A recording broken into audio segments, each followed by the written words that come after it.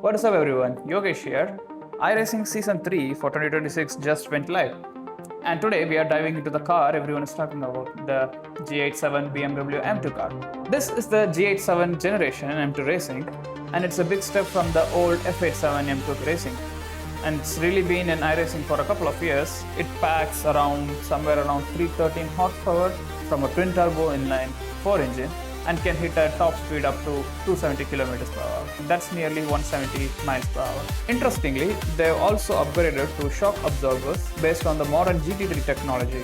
And so if someone is starting with iRacing, it's really easier for them to start with the M2 Cup, which gradually moves the step towards the GT3 version. And inside the car, you have to see the setup. It's a multi-display dashboard setup spanning across the cockpit. As you could see, it's till the gearbox, and I'm not really a fan of these type of dashboards usually. iRacing are told they push their vehicle dynamics a bit, but I'm not a fan of it. I usually love the single dashboard setup where you just see the speed and the gear indicator. That's not all I need. And they also changed their steering wheel as well. Earlier it was GT3 kind of style steering wheel, but now they have changed a bit. This is pretty much interesting, but I'm not a fan of this dashboard setup. Let me know what you think of this dashboard in the comments. So let's take a drive out. And also, they have included the track overlay on the circuit. As you could see on the top right, it's really easier for us to know which place we are on the track. Earlier it was used to be done with the overlays, but now external parties, third parties overlay, but now it is integrated inside the game itself, which is pretty much nice. They also included the fuel limit calculator, I guess, but we don't need that as of now. Regardless, first impressions are pretty much good, I would say. And let's see how it goes. I have to say that the car's sound has really reduced. The older version of the M2 car is so loud, and this is a pretty much silent install. I'm not favoring it this, but it's good. Let's take a push right now. And also we are at Oran Park Raceway. Let's see how we can handle this car.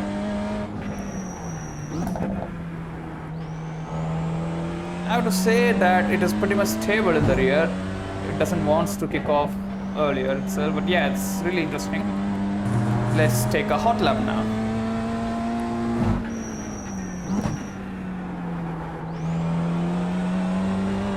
Let's see how this track behaves and the car behaves.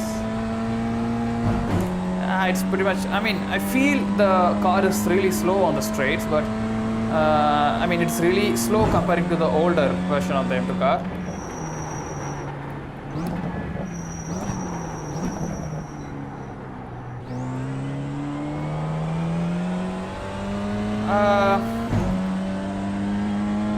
It's really good, I would say. I'm not suggesting it is a really bad car, but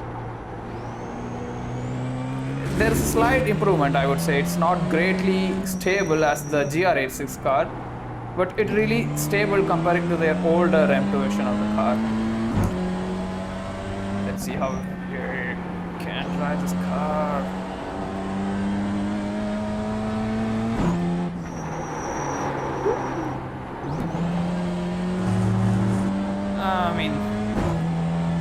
Certain characteristics in this car are same as the M2 car, but older M2 car, but it is a bit more stable, and it can be slightly more aggressive than the earlier version.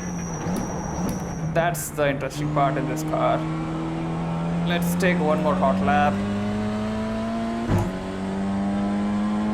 But I really love enjoy driving this car. It's really stable, and it's really easier to drive than the older M2 car.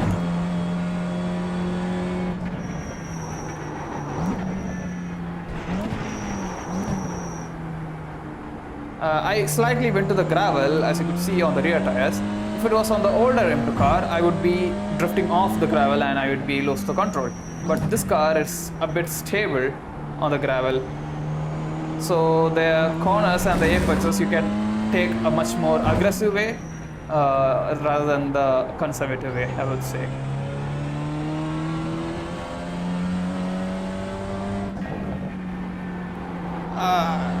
It's a perfect.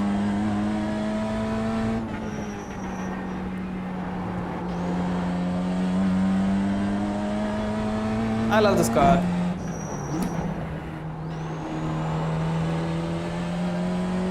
It's really interesting drive. I mean, I enjoy this. I love it.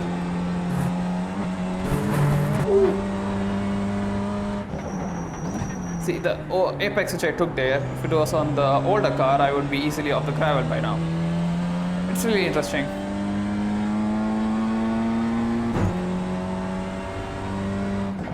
New fast flat for you. I would eagerly like to race this car. The race, actually. I need to see how this car performs. I mean, I love this car. Let me know what you think of this car in the comments.